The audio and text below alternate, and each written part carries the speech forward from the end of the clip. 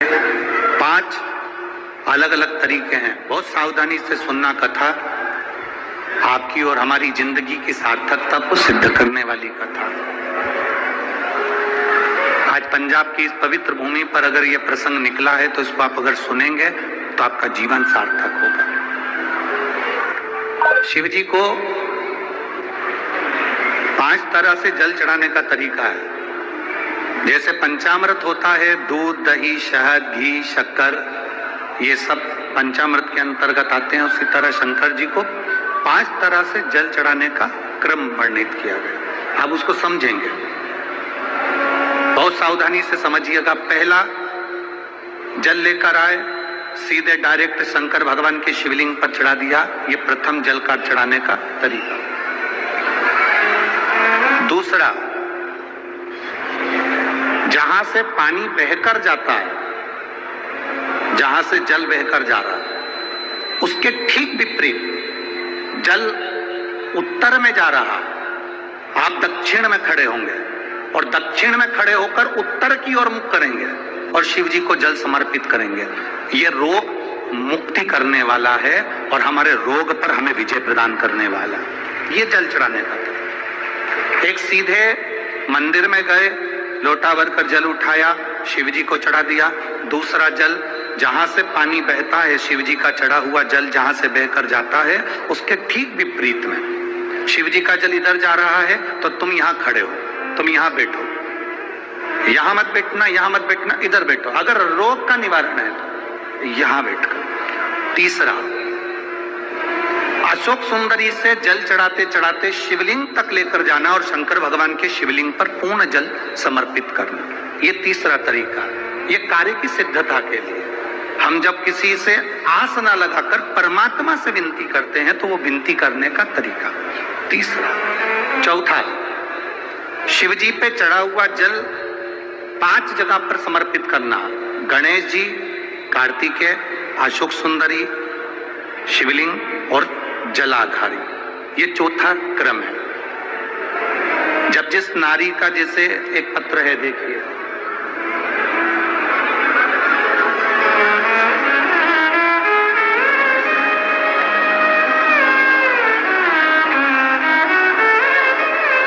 मेरा नाम मोनिका है, मेरे पति का नाम संजय सिंह है। मैं दिल्ली स्वरूप नगर की निवासी हूँ। कहीं बैठी हो तो हाथ हिला सकती हैं। अगर कहीं बैठी हो तो हाथ हिला सकती हैं। मेरा नाम मोनिका है, मेरे पति का नाम संजय सिंह है। मैं दिल्ली स्वरूप नगर की निवासी हूँ। मेरा फोन नंबर ये है। कहीं बैठी हैं? अच्छा, सीढ़ी पर। ठीक है, आप हाथ हिला दीजिए। श्री शिवाय नमस्तुभ्यम। ठीक है, कैमरे वालों को दिख गया है ना? ठीक है। भोले बाबा की कृपा का मैं क्या वर्णन करूं गुरुदेव। आप जो जल चढ़ाने का तरीका वर्णित करते हो, अगर उसको नियम से धारण करने वाला व्यक्ति होता है तो बाबा सुनता जरूर है। गुरुदेव,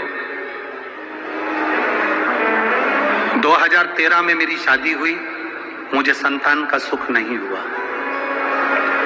10 साल हो गए, औलाद नहीं हुई। दिल्ली का एक हॉस्पिटल जिसको हम दिखा सकते थे, अच्छे से अच्छा डॉक्टर जिससे हम जांच करा सकते थे, उसके अनुसार हमारे को संतान का सुख नहीं था। आयुर्वेदिक डॉक्टर, अंग्रेजी दवाई, होम्योपैथिक सब कराई, IVF भी कराया तो भी संतान का सुख नहीं आया। आखिरी में डॉक्टर ने कह दिया, इधर उधर मत भटको, तुम्हें संतान नहीं होगी। जिसने जहां कहा हम वहां पर भी गए, गोदी भरवाई, झोली भरवाई, पर संतान नहीं है। गुरुदेव, मेरे बाबा की कृपा किसको कहते हैं? आपने बेलपत्री के वृक्ष के नीचे जल चढ़ाना, उसमें से जल बचाकर शिव जी को समर्पित करना, सफेद आंकड़े की जड़ का प्रयोग करना, ये बताया था। और मेरे बाबा की कृपा से मेरा गर्भ ठहरा। मेरे बाबा ने मुझे आज 10 साल के बाद औलाद दी है। मैं उसको यहाँ प्रणाम कराने के लिए लेकर आई हूँ, उसको नमन कराने के लिए लाई। बच्चा लाए हैं क्या साथ में? बाबू को लाए हैं क्या? नहीं लाए? ठीक है, मैं प्रणाम करने के लिए लाई हूँ। गुरुदेव, बाबा बाबा, बैठिए बहन। शिव तत्व एक जल चढ़ाने का तरीका, शिव जी को हम जो जल चढ़ाते हैं उसका एक तरीका भी हमारी जिंदगी में अगर हमने उसको स्मरण में रख लिया तो हमारी कार्य की सिद्धता को सिद्ध कर देता है, हमें सफलता की ओर लेकर चले जाता है।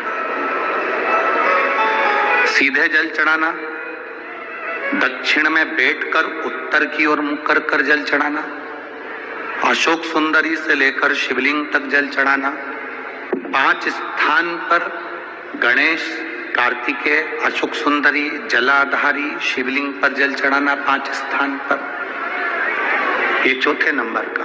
और 5वां जल समर्पित करना,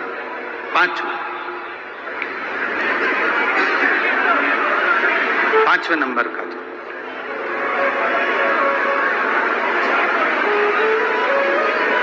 शिव जी को 5म नंबर का जो जल आता है, जो जलाधारी है, ऊपर जिसमें पानी भरा रहता है और नीचे एक एक बूंद टपकता रहता है, जलाधारी में जल समर्पित कर कर उसी जल को बचाकर अशोक सुंदरी वाली जगह पर थोड़ा सा चढ़ाकर उसी में से जल शिवलिंग पर जब हम समर्पित करते हैं तो हम जिस कार्य के लिए जा रहे हैं